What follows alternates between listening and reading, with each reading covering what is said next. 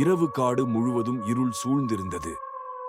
விக்ரமாதித்தன் தனது தோளில் வேதாளத்தை தூக்கிக் கொண்டு சென்றார்.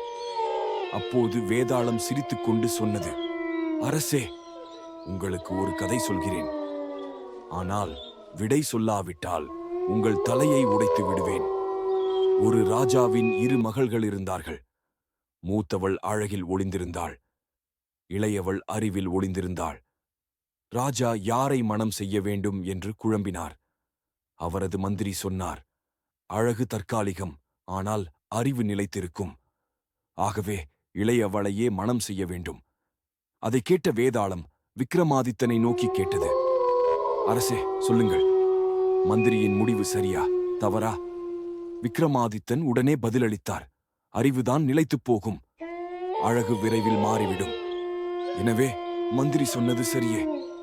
அதை கேட்ட வேதாளம் சிரித்துக்கொண்டு, ஹா ஹா ஹா, சரியான பதில், இப்போ நான் போகிறேன் என்று சொல்லி அவன் பறந்து இருளில் மறைந்து விட்டான். தொடரும்.